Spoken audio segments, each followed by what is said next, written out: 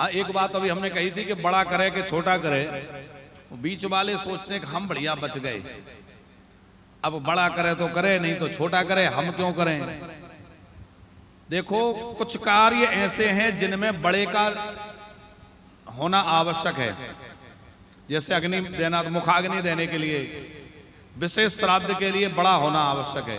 बड़ा नहीं है तो छोटा करेगा, लेकिन बीच वाला भी इन कर्मों से बच नहीं सकता, उसको भी करना चाहिए, क्योंकि हमारे देह को भी तो माता पिता ने पुष्ट किया कि नहीं किया।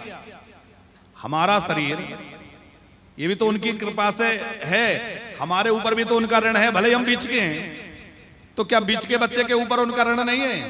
बीच का ऋण से मुक्त कैसे होगा?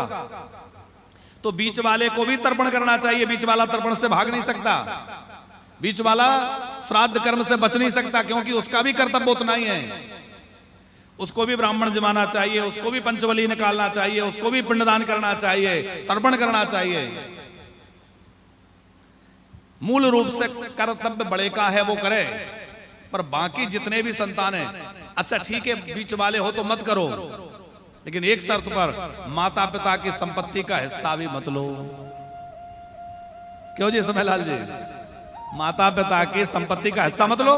हम तो बीच वाले हैं, बड़े को दे दो, छोटे को दे दो, सब लेते हैं कि नहीं? तो सब लेते तो सबको करना चाहिए। तो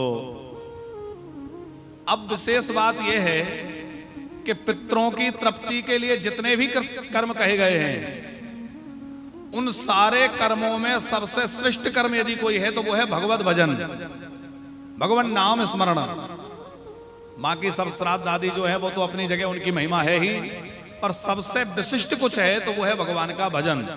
इसलिए इन 16 दिनों में खूब भगवान नाम जपिए, खूब गुरु मंत्र का जप करिए, खूब भागवत की कथा सुनिए, और खूब मंत्र जप के, नाम जप के, और उस हाथ में जल लेकर के, और वह भगवान नाम का, भगवान नाम जप का फल जो है वो अपने पितरों को समर्पित कर दीजिए, तो पितरों की अक्षय तृप्ति हो जाएगी, और वो निश्चित ही अपने उस अधोगति से मुक्त होकर के भगवान के धाम को चले जाएंगे।